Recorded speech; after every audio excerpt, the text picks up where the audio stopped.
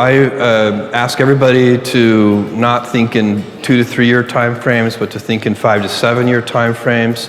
To not think about, when somebody says to me, congratulates Amazon on a good quarter, which is a very common thing to say. You meet somebody, they're being nice, they looked at your financial results for the quarter, they're like, good quarter. I say thank you. But what I'm thinking to myself is, that quarter, those quarterly results were actually pretty much fully baked about 3 years ago. And so like today, I'm working on a quarter that is going to happen in 2020, not next quarter. Next quarter, for all practical purposes, is done already, and it's probably been done for a couple of years. And so if you start to think that way, it changes how you spend your time, how you plan, where you put your energy, and your ability to look around corners gets better. So many things improve if you can take a long term. By the way, it's not natural for humans. So it's a discipline that you have to build.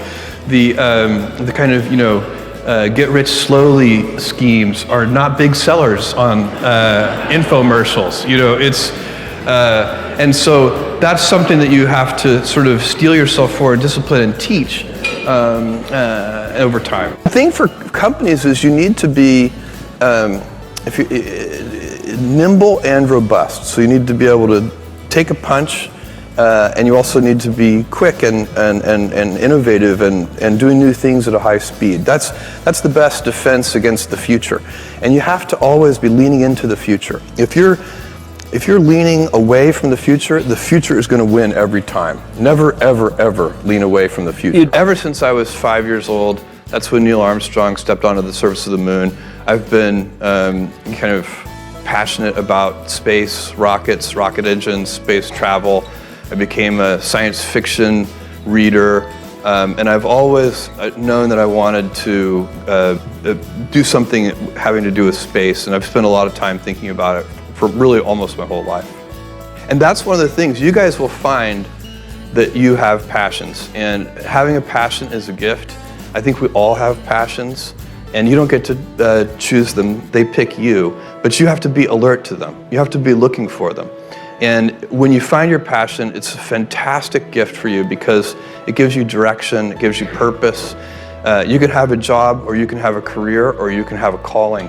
And the best thing is to have a calling. And if you find your passion, you'll have that, and all your work won't feel like work to you. You can choose. We all get to choose our life stories, and it's the choices that define us, not our gifts. Everybody in this room has many gifts. I have many gifts.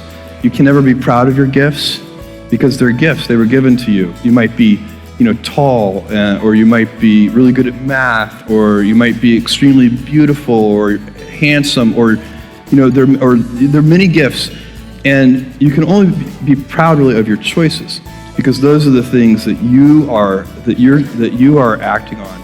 And one of the most important choices that each of us has, and you know this just as well as I do, is you can choose a life of ease and comfort, or you can choose a life of service and adventure. And when you're 80, which one of those things do you think you're going to be more proud of? You're going to be more proud of having chosen a life of service and adventure.